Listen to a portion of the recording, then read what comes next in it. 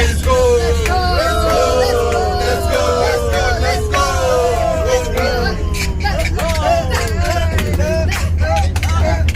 Asia, Africa, Asia, Africa, Asia, Africa. Let me see you say, Africa, Asia, Africa, Asia. Let's go.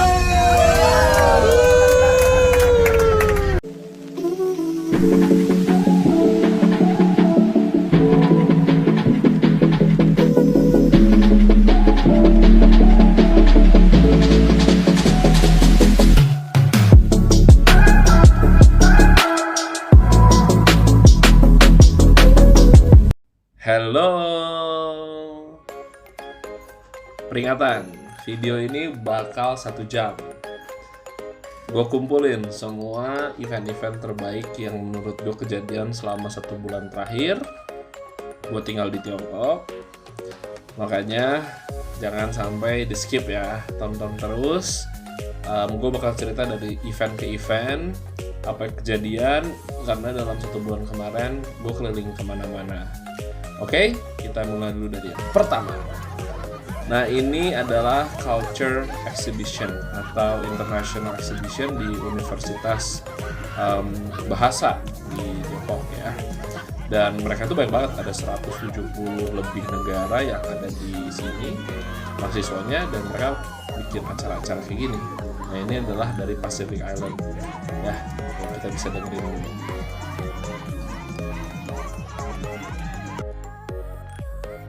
Ini adalah hari yang penting banget.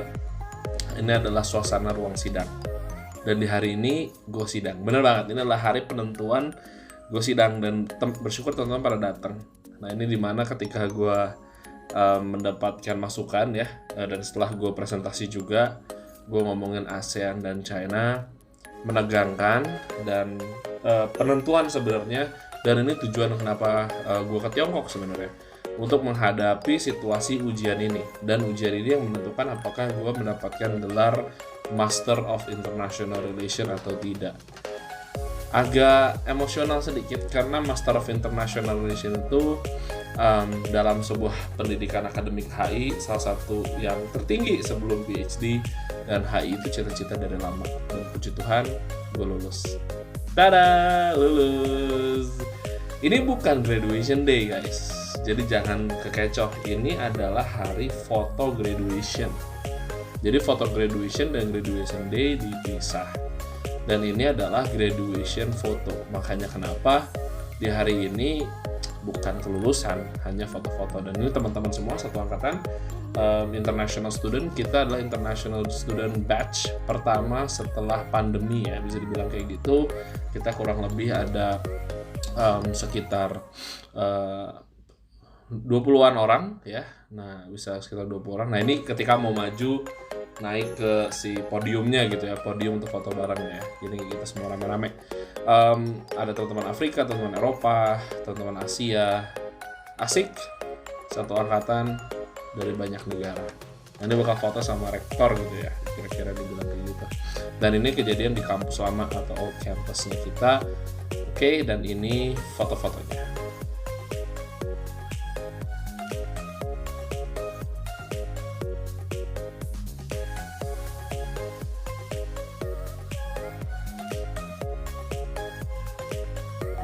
Lanjut lagi di acara kedutaan Indonesia, yaitu Indonesian Fair. Selalu sentimental kalau pergi ke luar negeri dan selalu berada di kedutaan Indonesia untuk acara-acara. Pak, di sini ada. Halo, dengan Pak Ahi ya. Iya, betul. Salam sehat, salam sejahtera. Oke, ngikutin terus kok, kemarin katanya ke Medan, kemana ngikutin terus. Iya, diikutin ya, Mas. Yes, ini YouTuber kesukaan papa saya ya, dan ketemu di Tiongkok. Makanya dia happy banget kayaknya waktu gua nge-record dia gitu di vlog gitu ya. Nah, ini adalah ketika saya diwawancara sama Chinese media gitu ya, dan kiri kanan ini teman-teman ASEAN. Sebelah kiri itu adalah dari Malaysia, kanan dua dari Malaysia, sebelahnya dari Philippines. Jadi asik banget gitu. Nah, ini teman saya namanya Coco Win ya, dia orang Myanmar dan dia suka banget sama lagu-lagu Indo. Makanya dia nari-nari terus tuh, kayak gue rekam gitu. Acara asik banget, ada katanya sekitar 4.500 orang datang ke acara itu ya gue enjoy di panggung semua. Ini yang paling keren, yang paling gue suka. I think this is the real diplomacy is about, ya. Kenapa? Karena benar-benar mempromosikan makanan Indo, ya kan. Itu gue beliin mereka itu empek-empek, terus gue beli itu rendang dan ayam goreng. Orang Afrika suka banget ayam goreng, jadi mereka itu the true taster tuh. Kalau mereka bilang enak ayam gorengnya, emang enak karena mereka seumur hidup makan ayam goreng gitu ya. Terus setelah itu rendang, gue bilang rendang itu adalah rendang makanan terbaik versi CNN sedunia dan mereka bilang gue setuju. Kasih tahu Ini artinya this is about the real diplomacy. Kalian bisa lihat ekspresinya gitu ya. Ini teman-teman gue Kitongo, ada Fred, ada Yusuf dan ada Amos. Mereka dari negara-negara Afrika yang berbeda-beda gitu. Bisa lihat ya mukanya tuh ya, wah mereka seneng banget makan tuh ya. Terutama itu yang makan itu adalah makanan Padang gitu. Dan This is chicken. Mereka But suka little bit spicy. bumbu-bumbunya gitu. Tapi kesayangnya itu mereka nggak bisa makan pedas gitu. Kita dengerin ekspresi mereka. Is this yellow rice? No, yellow they done it. It's supposed to be yellow, but Just white. just white. Which one you would like? This one. Indonesian mie fan, not like Chinese mie fan with more sweet and too much oil. How do you But call it in Indonesian? Nasi. nasi. Putih? Just said nasi. Putih is the putih, right? Yeah, putih. But you call it nasi. Just kidding, man. Ali, come here. Nah ini teman Ali, where gue are juga you? dari Itu picture with my Tanzania ambassador. ya. Nanti dari Tanzania tuh yang tadi ketawa-ketawa bapak-bapak tuh teman gue terbaik gue Koko namanya. Nah ini gue kenalin salah satu yang pakai baju biru itu yang lagi ngambil ayam itu namanya Amos Mutola dari Kenya. Sebelahnya ada Yusuf dari Nigeria, pemakan Indomie guys dari kecil by the way. Sebelahnya lagi itu Fred dari Rwanda dan sebelahnya lagi itu Kitongo. Nah ini adalah di hari dimana kita bakal pergi main ke Anhui. Anhui itu adalah provinsi daerah selatan Tiongkok gitu ya. Dan ini adalah airport Tasing Airport yang gue suka banget karena memang mewah, besar banget. Itu gue main seminggu. Nah kita lihat ya gimana main kalau gue seminggu di sana. Ini kamar yang dikasih di Hefei di ibu kota Anhui gitu ya, bagus banget. Gue juga surprise, kamarnya keren banget buat kerja ya kan, estetik banget lagi gitu ya. Jadi ini kamar yang disediain, tapi sayangnya gue cuma semalam doang di Hefei dan gue lanjut lagi gitu ya. Nah ini kunjungan pertama ke technology company. Nah ini gue biarin lu nonton aja, keren banget ini teknologi yaitu teknologi untuk transcription ya. Jadi ketika kalian ngomong gitu, nah ini ditranskrip langsung dan ditranslate ya ke banyak bahasa. Nah Hefei itu atau Anhui, provinsi Anhui sekarang terkenal dengan pengembangan teknologi terutama AI dengan menggunakan AI dan macam-macam.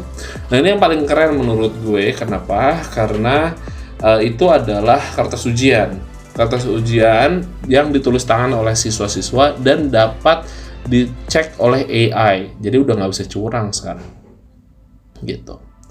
Nah ini teman gue si Koko Win ya, orang Myanmar. Emang dia itu atlet juga. Dia adalah atlet bela diri gitu ya, makanya dia jago juga nih. Ini lagi istirahat di perjalanan dari Hefei menuju Anhui. Nah dari Hefei menuju Huangshan ya. Nah ini kita makan siang dulu nih ya. Kita dijamu sama organisator lokal. Nah ini kita selalu makan kayak gini by the way. Kita selalu makan meja. Jadi selama seminggu penuh pagi siang malam makan meja terus kayak gini gitu ya. Tonton Afrika ya enak-enak dah gitu ya. Tapi ya mereka jadi suka juga makanan Asia yang sebelumnya nggak begitu suka gitu ya. Tapi ini makan siang kita, dan itu adalah ikan yang katanya ikan terbaik gitu ya. Ikan terbaik dibilangnya chow kou yi kalau salah ya, atau ikan bau gitu ya. Tapi emang bau karena memang bumbu-bumbunya, cuman pas dimakan enak banget gitu. Kalau di Hong Kong ada yang namanya chow tofu. Nah mungkin itu mirip kali ya sama chow tofu gitu. Nah ini enak banget. Nah ini dari sini kita menuju ke desa yang ada di Huangshan. Nah ini desa adalah desa hitam putih gitu ya. Karena kenapa kita bisa hitam putih, dan ini desanya itu benar-benar udah ribuan tahun guys gitu, dan dibangun oleh bilioner yang menggunakan prinsip feng shui gitu kalau kata orang kita ya. Kenapa feng shui? Karena semua bangunan feng shui itu dibangun membungkungi pegunungan dan menghadap air ya, dan ini menggunakan prinsip yang benar-benar dari feng shui. Nah ini kenapa ya bisa dibilang harus menggunakan feng shui? Karena ini yang menarik teman-teman guys. Ini feng shui itu dulu kayak arsitek, dan kenapa harus memunggungi gunung? Karena ketika musim dingin, angin dari utara itu akan tertahan oleh gunung supaya orang-orang yang ada di belakang gunung itu akan merasa hangat gitu ya. Dan kenapa depan air? Tentu supaya ada kehidupan, karena shui itu kan untuk kehidupan juga. Nah ini di tengah desanya. Semuanya kenapa hitam putih bangunannya? Ini juga feng shui juga. Ini sebenarnya estetik, beneran estetik gitu. Jadi ketika dari jauh, nah ketika jauh gunung itu sebenarnya kayak hitam. Makanya supaya menyamarkan antara genteng-genteng itu dengan hutan dan gunung yang sebenarnya hitam dari jarak jauh. Dan kalau misalkan putih itu sebenarnya melambangkan seperti air gitu ya. Jadi ketika dari jauh itu, kalau kata bahasa orang Sunda menyaru gitu ya, nyaru gitu ya, jadi ngapung gitu. Nah cuman menurut orang feng shui ini justru bagus gitu ya. Nah spesialnya Tiongkok adalah teh. Nah bisa disaksiin dulu deh.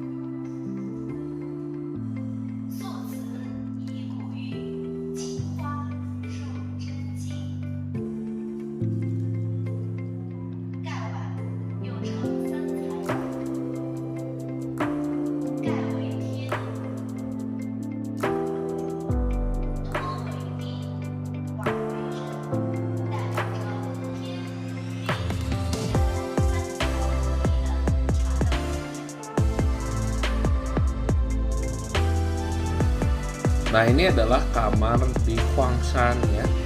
Nah jadi kamarnya lebih tua, tapi menurut gua keren banget. Ini Huangshannya kayak daerah kabupaten gitu ya.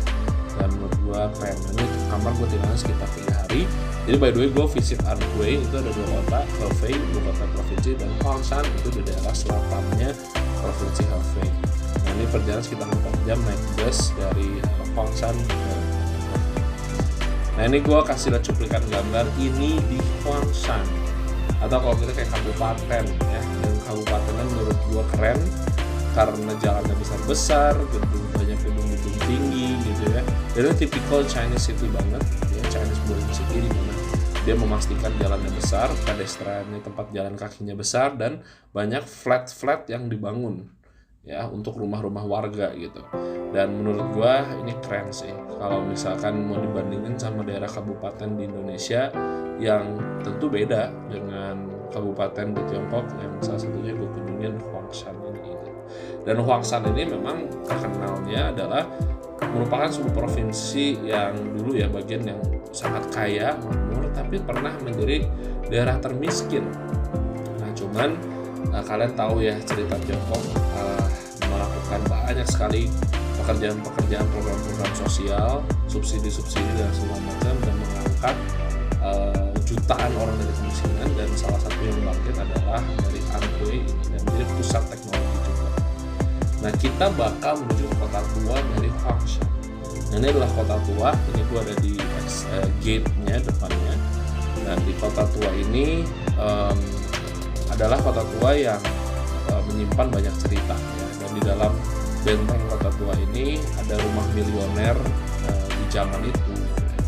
Nah ini yang menjadi menarik nih, karena dulu setiap distrik atau setiap daerah di bisa dibilang di Tiongkok itu adalah dikelilingi tembok-tembok gitu ya. Nah ini pertahanan mereka gitu.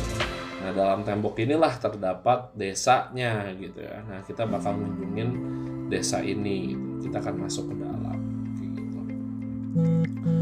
Nah ini kita masuk ke dalam ya. Kita bisa dilihat kita jalan kaki. Tentulah jalan kaki gitu ya. Dan itu depan tour guide kita panggilnya Wu Lao She ya. Karena di sini tuh yang kayak tour guide, orang-orang pintar tuh kita panggilnya Lao She gitu. Nah ini nah itu kayak city hall-nya, jalan ke sana kayak city hall, pusat dari pusat dari desa ini gitu. Nah ini bahkan itu sebenarnya museum, jadi kita bakal main masuk ke museum, kita dengerin ceritanya bagaimana cerita di sini.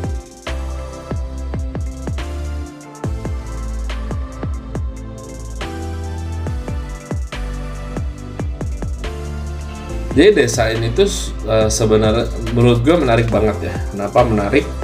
Karena pertama dari desain ya, mereka tuh sangat konsisten dengan apa yang dikatakan tadi feng shui tadi tersebut ya. Dari bangunan semua sama, hitam putih, hitam putih, hitam putih.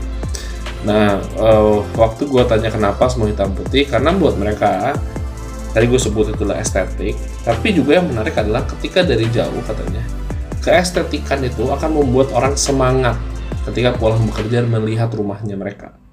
Wah gitu, jadi kan nyaman di mata tuh, jadi mereka sangat semangat untuk makin cepat pulang gitu.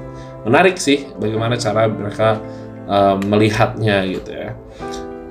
Dan ini adalah the city wall-nya, dan di city wall-nya itu ada bagian-bagian yang namanya jadi perangkap.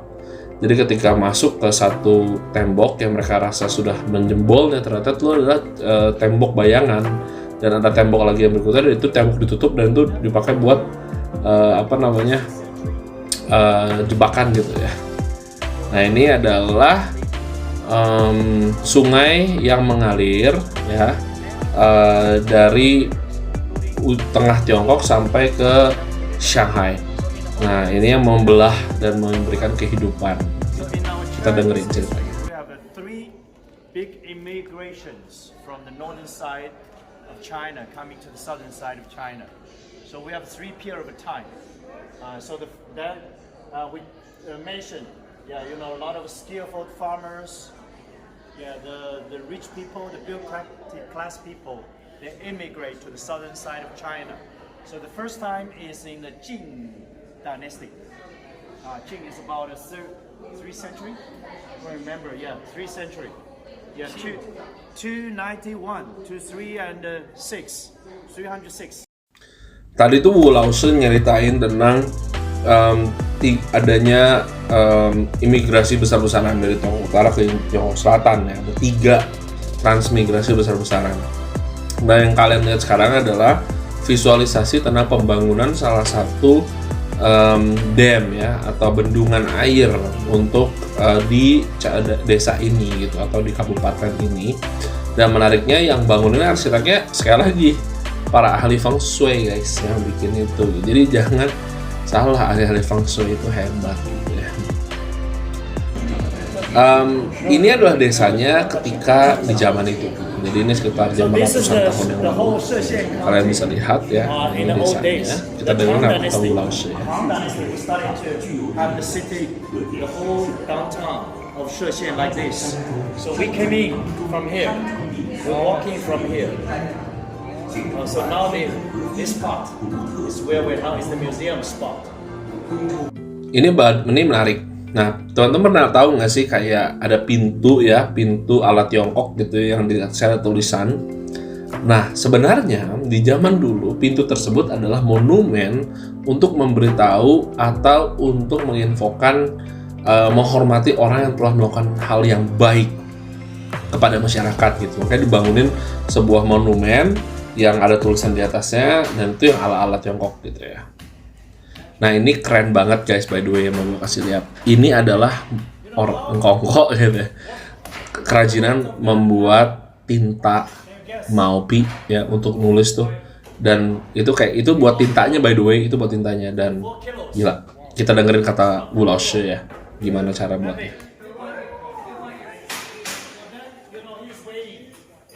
Thor. Here's a Thor. He's using this qigong. Qigong. Yeah, uses inner energy. Yeah, doing that. These people really healthy. Huh? They're really healthy because they're doing this one. Use a qi. Use a qi. It's doing it.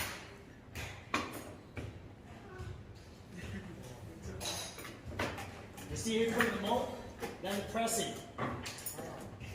That's the way to press.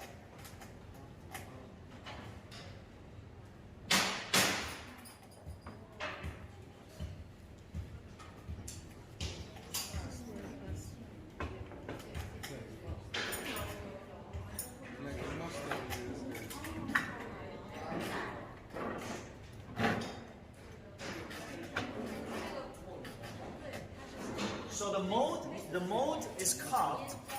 Normally one side is painting. One side is painting, one side is character. But one side is carved in yin carving, is in taglio. Another side is yang carving in relief. When you press, after pressing, is an opposite way. So one side is yin, one side is yang.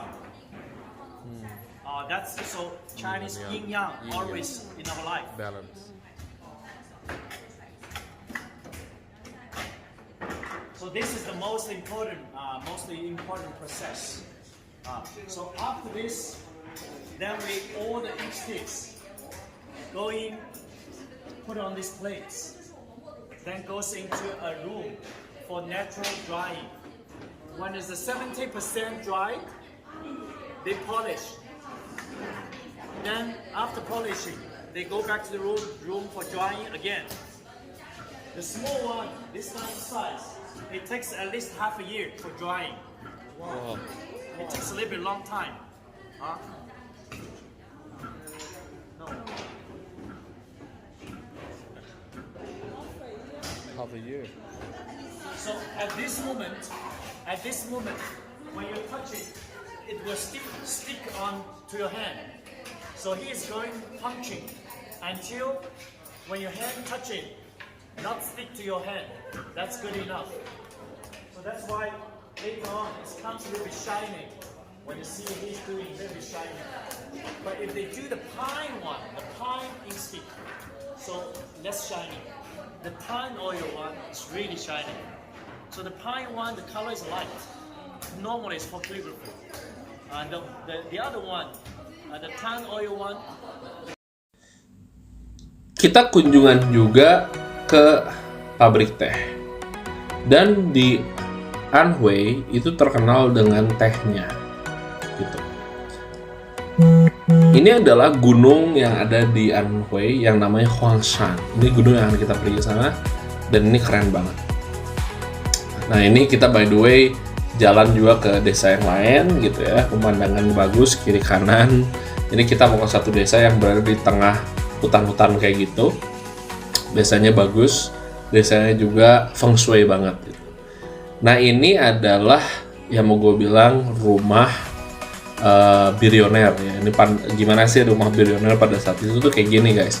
Dan menariknya ini ada pengaruh dengan feng shui juga karena kenapa selalu bolong gitu rumah-rumah Tiongkok zaman itu, karena sesederhana mereka harus ada sirkulasi udara yang bagus, harus kelihatan tuh yang namanya hubungan antara langit sang ya gitu ya dengan darat gitu ya dengan bumi. Nah, makanya mereka harus terus koneksi dengan cara buat yang bolong gitu. Nah, ini yang menarik banget, kita ini ke goa guys. Jadi di Huangshan itu ada gua yang baru ditemukan, baru banget, dan guanya itu misterius ya. Kenapa? Karena nggak ada yang tahu gua itu siapa yang buat atau gimana atau alam, karena guanya itu luas banget dan pintunya banyak banget gitu. Dan guanya itu menyambung kemana-mana gitu.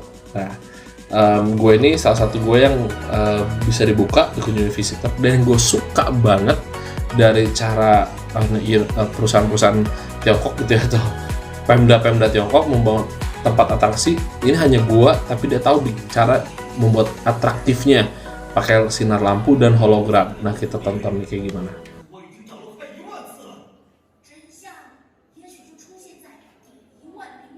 try to find the answer why this mysterious grotto. What's the mystery?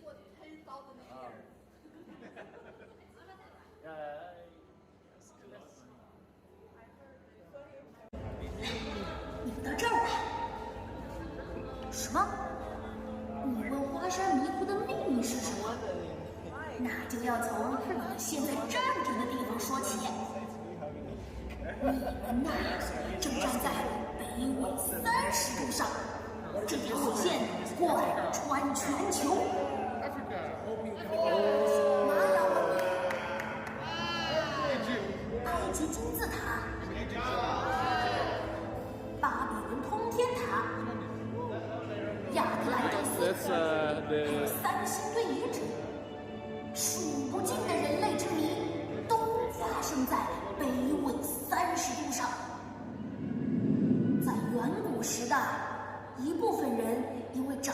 自然规律而拥有的智慧，所以被所有人信仰而奉为了神，其余的则成为了凡人。北纬30度上的神秘文明，就是这些神所留下的遗迹。同时，神的智慧不能被凡人所掌握，于是神和人被禁止婚配，繁衍后代。但是世事无绝对，就在这片土地上，一个叫做黄的神与一个叫做雾的人相爱了。他们选在花山迷窟里避世而居，却依然激起了众神之怒，甚至他们的名字都不能被提起。花仔，你说的太多了。山神爷爷不让我带人来的，这儿已经不安全了。我在前面等你，花仔家族的印记会给你指引。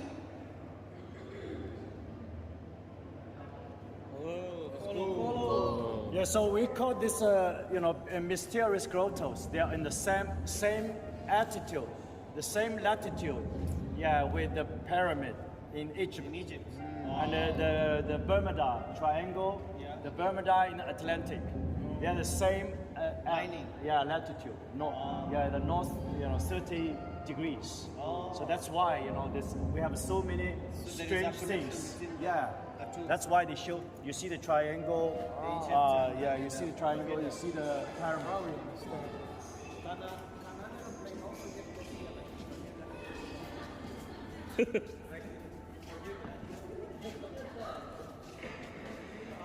Man, the weather is.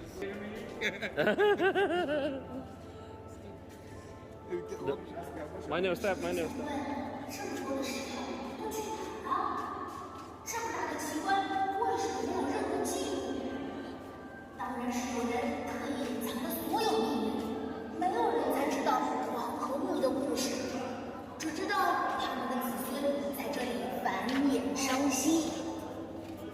因为迷窟的保护，他们躲过了人神交战的劫难，在这里经过了一代又一代。整个花山像这样的洞窟多达72个。每个洞窟的水系都互相连通。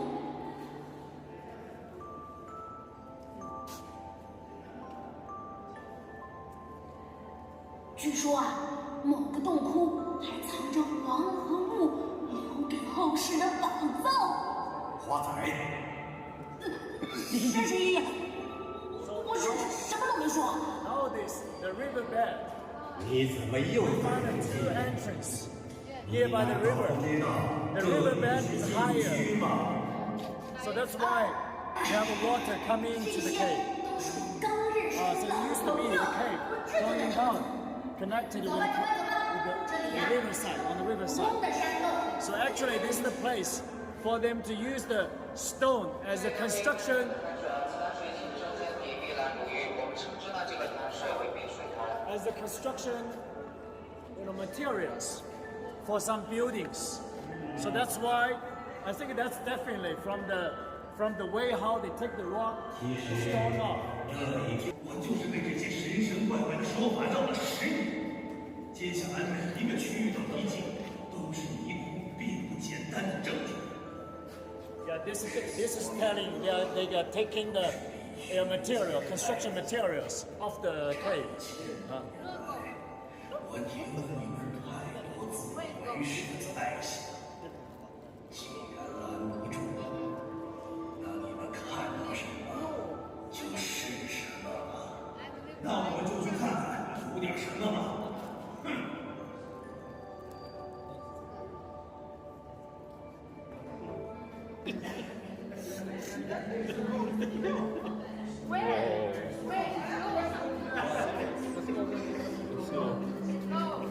所有爱这个人都是为了学。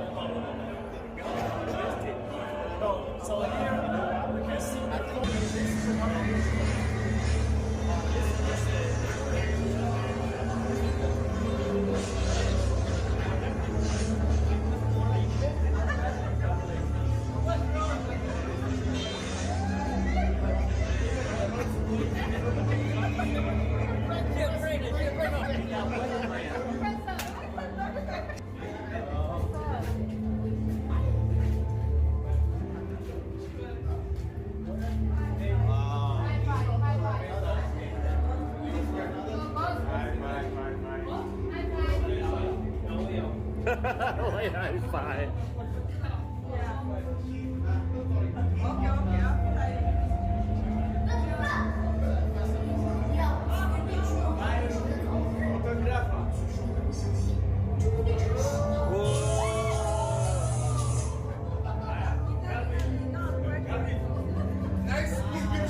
One, two, three.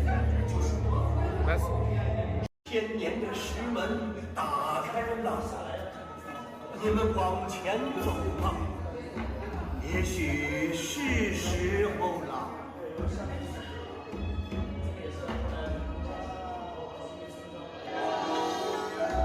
This is water.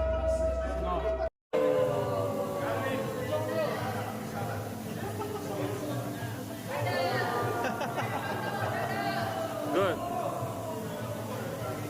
Let's take a selfie, guys.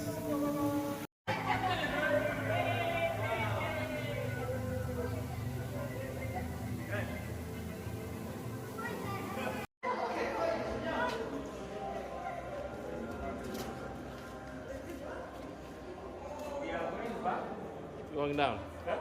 Going down. We are not going back. Let's see this.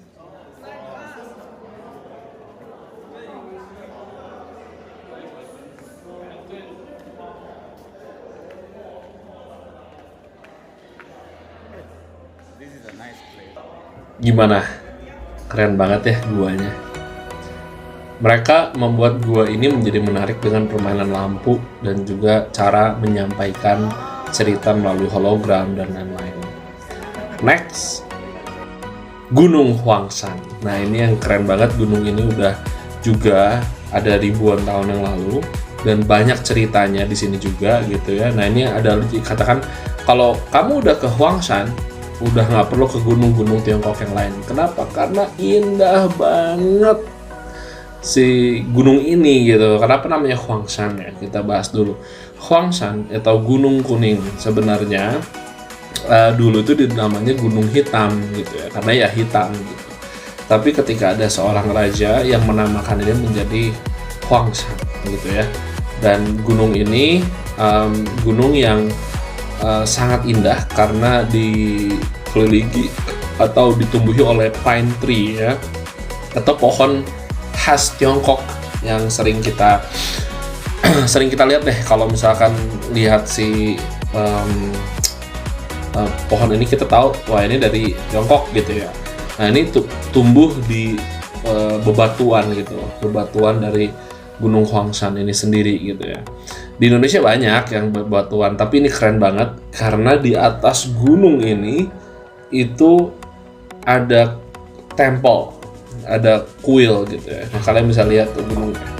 Nah itu, nah ini di atas ini ada temple itu dan pemandangannya itu cantik banget, bagus banget. Kalian bisa lihat pemandangan-pemandangan dan kalian bisa lihat ya pohon-pohon itu kan udah identik banget.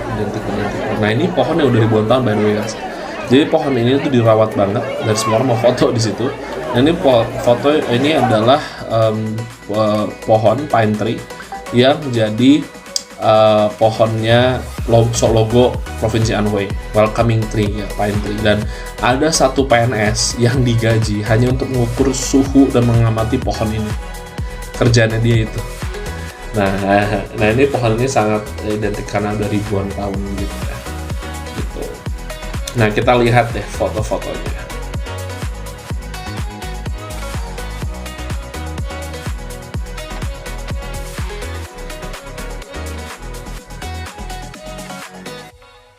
Berikut ini adalah makanan khas dari Provinsi Anhui atau tepatnya di Huangshan ya. Nah ini makanan yang kalau kita sih kayak capcay sebenarnya konsepnya, karena ditemukan oleh orang yang masukin segala makanan gitu ya ke wok gitu ya, dan digoreng jadi satu dan ditumpukin. Nah tapi ini jadi makanan khas gitu ya. Nah kita tonton deh gimana cara buatnya, dan ini langsung diajarin sama chef yang ada di Universitas Huangshan itu sendiri.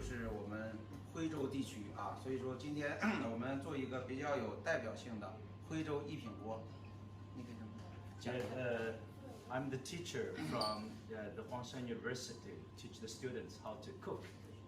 So today I'm going to teaching you and show you how to cook one of the best dish in the Huizhou cuisine, named as a Huizhou Yiping Guo.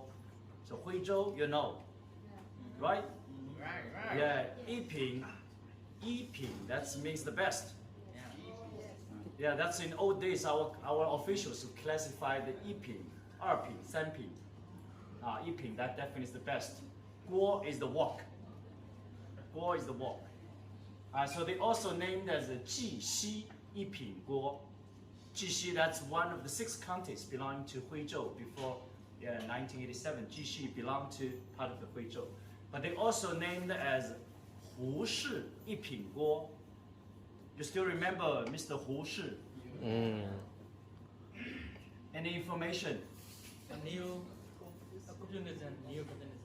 No, the 36 doctorate degrees. You remember that guy? Yeah. Yeah, so Mr. Hu Shi once worked as ambassador, Chinese ambassador to United States. So every time, so he entertaining his VIP guests at home, definitely they cook this dish for them. So Mr. Hu Shi introduced this one, like abroad. Yeah. So that's why we also named as a Hu Shi Yiping Guo. So when in Jixi County, when there was a big banquet or the grand ceremony, so they only serve one dish on the table. They're so mean.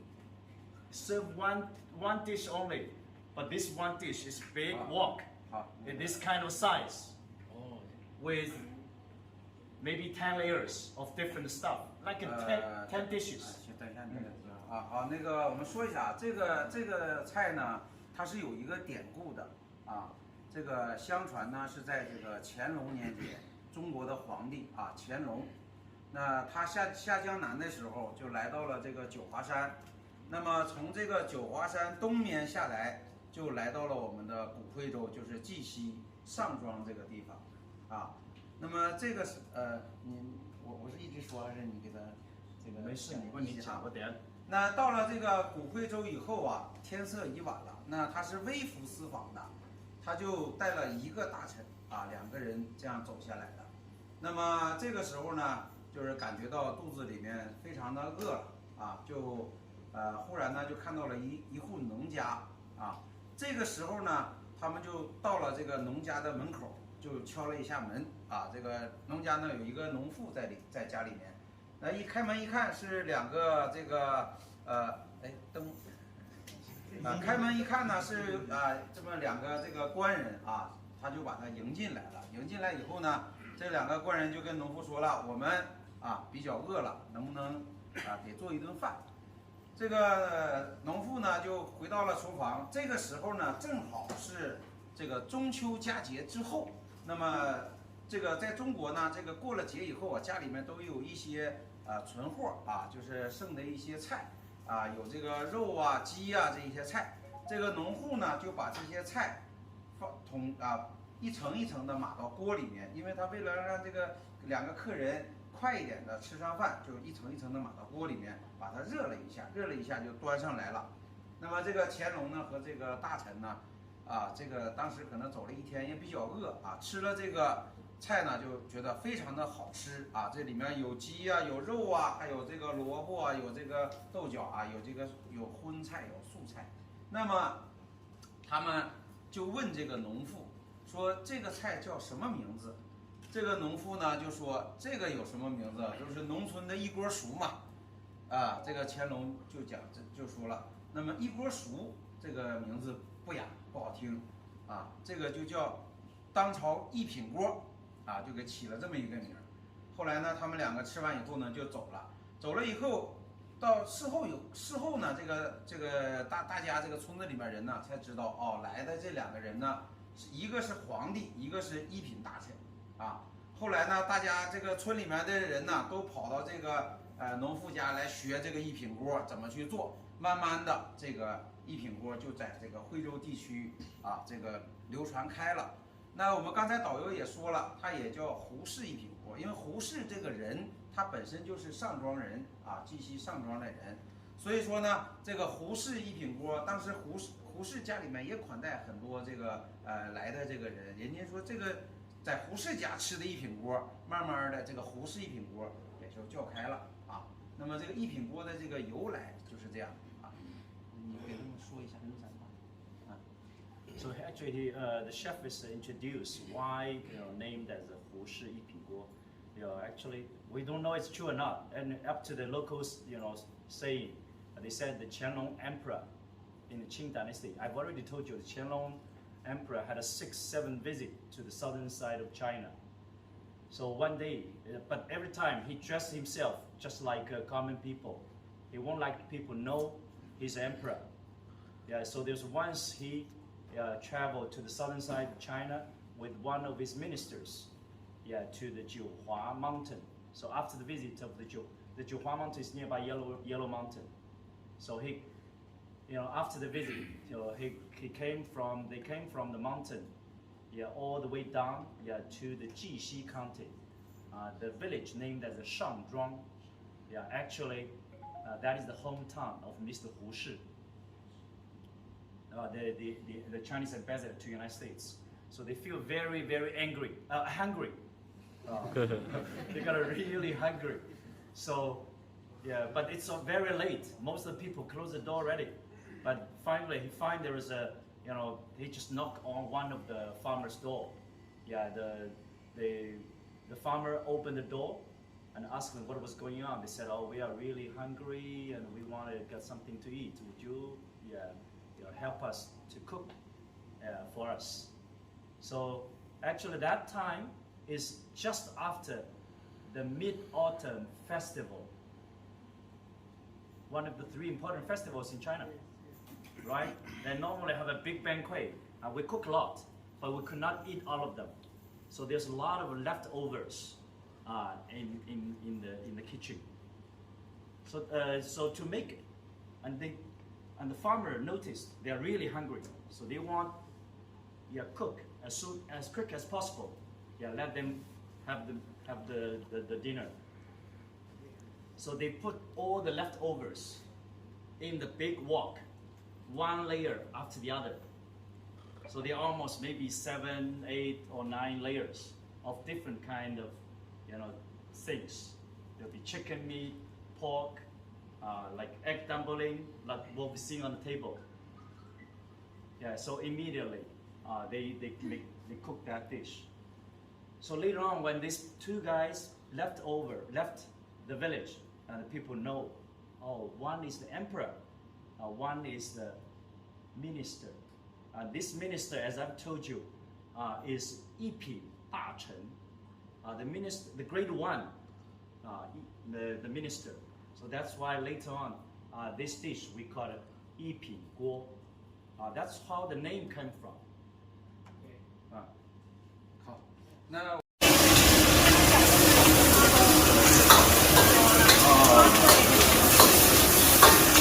Just now we put 2 kind of Chinese herbal dressing, the condiment. 就香料，那个就是我们用到的啊。这个等一下。That's the ginger. The garlic.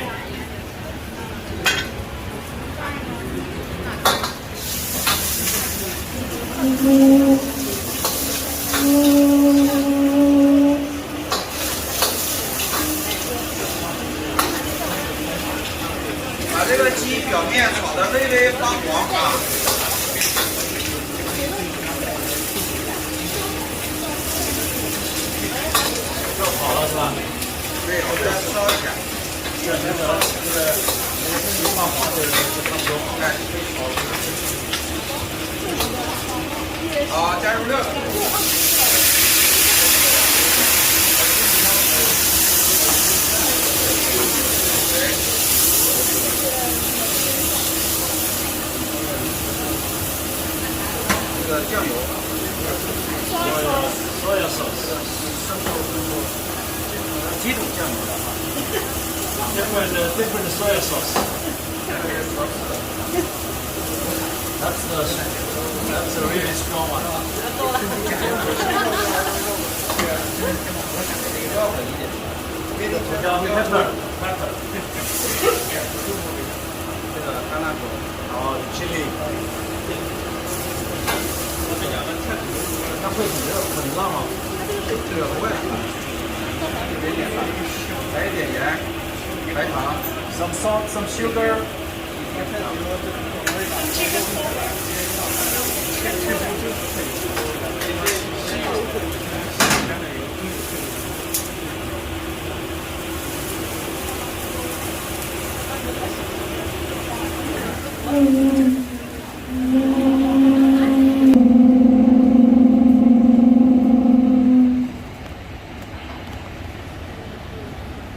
好，接下来呢，我们给大家说一下这个蛋饺啊，这个蛋饺是怎么包的啊？这个蛋饺里面是这个肉馅啊，我们把这个肉馅呢摆到这个蛋的中间啊，然后把它这样对折一下就可以了啊，包起来。That's easy, that's easy. 很简单啊。Just mince the pork. The mince the pork. So easy.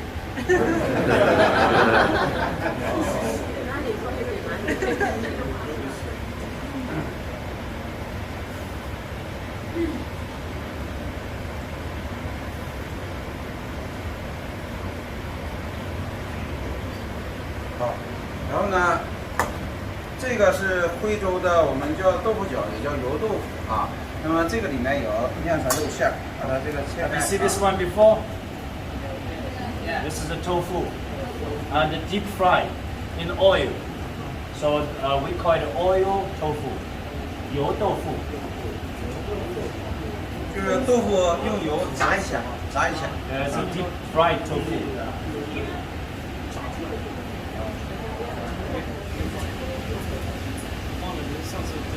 And we're filling this oil tofu and with the minced pork.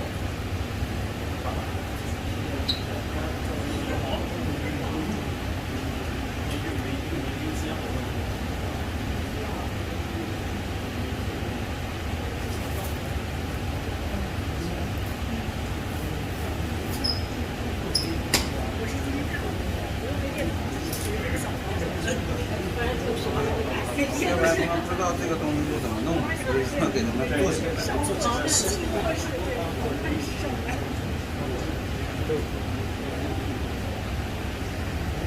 刚才烧的这个五花肉和那个干豆角啊，这个锅里面，五花肉和干豆角，因为这个烧的时间要比较长，要烧1个半到2个小时。Have you ever dry string beef? It takes a long time to stew it. That's why it's already, cooked. And comes with the pork. 这个香菇，外国应该也有吧？这个香菇啊，是干的香菇。这个干香菇呢，我们是把它先用水把它泡发以后呢，再用这个葱姜啊，还有这个盐味糖味精，还有这个蚝油啊，把它给它煨一下，煨出味儿来啊。First you have to soak the mushroom in the water. Then we stew it with the ginger, with garlic, with the oyster sauce. So somewhat, already halfway cooked. Let's make a star. 这样写，你看在这里。这样子啊，切一个花用刀啊。这个是为了好看，还是让它料能更进去？一个是好看，再一个呢，它这个入味儿啊。这个西兰花呢，我们也是要给它配个色的啊，要稍微。Yeah, we put some broccoli for color, nice looking.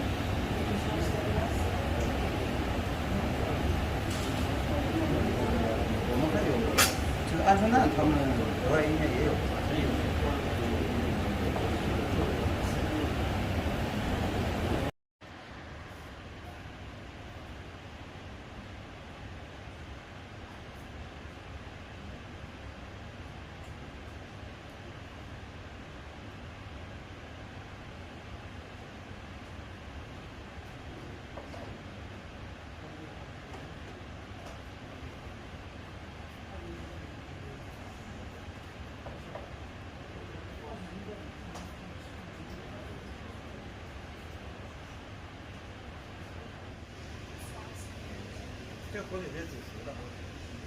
It's already cooked.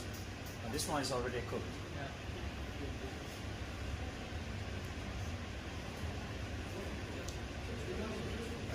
Why is it like chopping to make it in a Chopping particular shape? into pieces, because later on, when everything we put on the big cook, we need this flavor from the ham.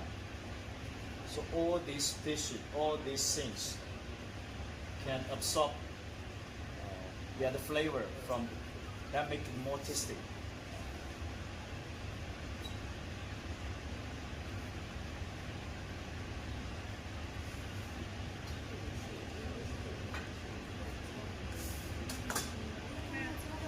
We are making a mini one. We don't make that big one. If that big one, this one, we need all of them. At least one layer.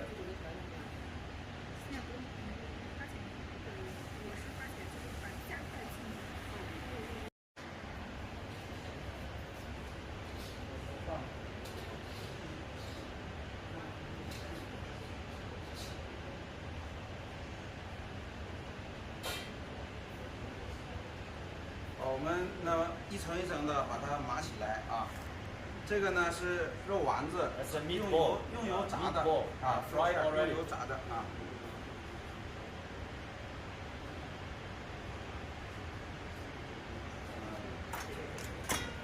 这个一会儿烧的话，有的烧。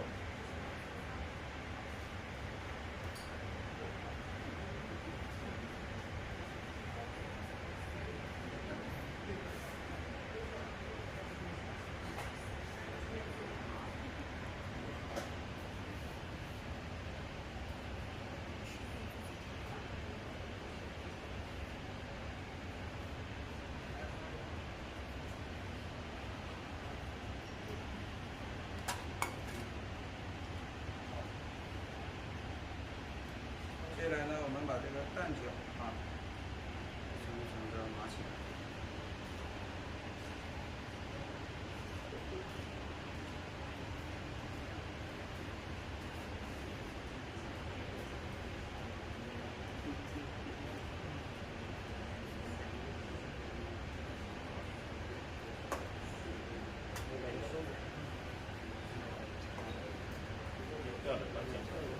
不要。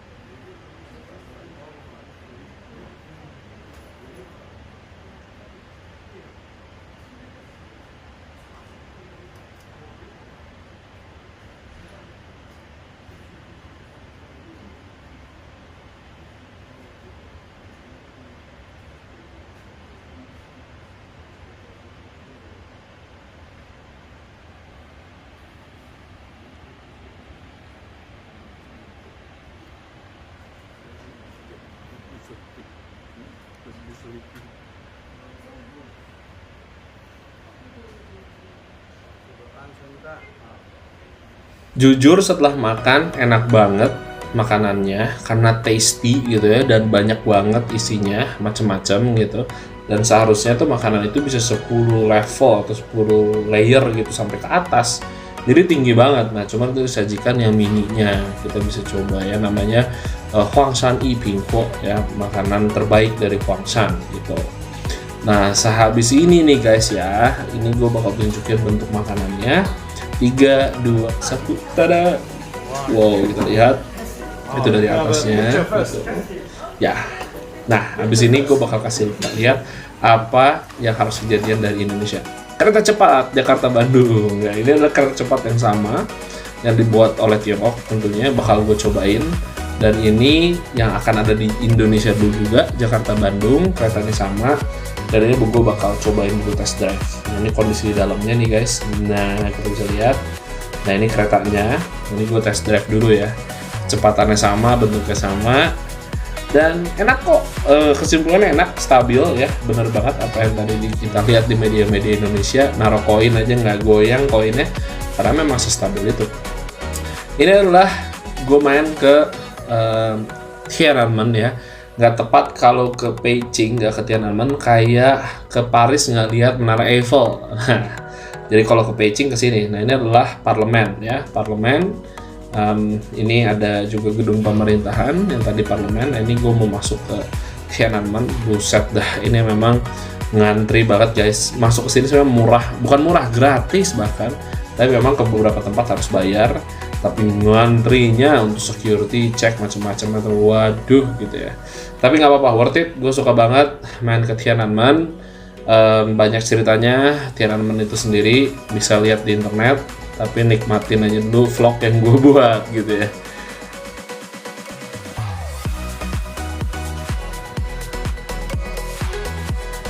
Nah, ini gue bikin vlog ini barengan sama teman-teman gue dari Malaysia, dari Myanmar juga. Kita pergi berempat jalan-jalan ke Tiananmen. Kita pengen tahu juga sekarang Tiananmen kayak gimana gitu ya. Dan memang Tiananmen itu indah banget, besar banget. Dan kalau misalkan dipikir-pikir sekitar ribuan tahun yang lalu, ratusan tahun, bahkan sampai 1000 tahun yang lalu ketika mereka mulai membangun dan mengkonsep si Forbidden City ini gimana. Dan ini baru pintu awalnya doang, ini gate guys. Dan masih ada gate-nya lagi ke dalam gitu. Dan ini luas dan besar banget. Dan ini digunakan berbagai macam dinasti Tiongkok memerintah, menjadi pusat sentral politik Tiongkok pada masa kala tersebut gitu ya, masa dulu gitu. Nah, ini kita masuk ke gate-nya gitu.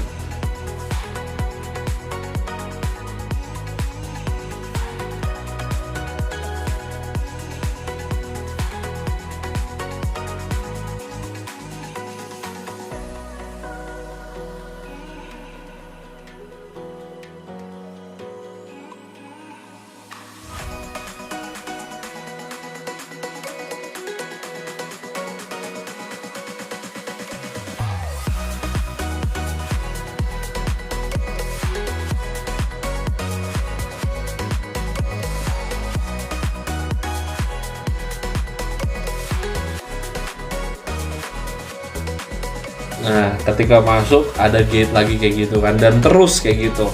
Dan ini menunjukkan beberapa level gitu ya, beberapa level ketika lu masuk ke gate ini, yang boleh masuk siapa, lebih dalam lagi siapa, sampai ke tempat kerajaan intinya gitu. Dan ini adalah banyak gedung-gedung pemerintahan di dalamnya, seperti itu. Oke, ini gue main ke pasar baru, dan ini adalah klip terakhir gue di episode ini. Thank you udah nonton selama 1 jam. Bye.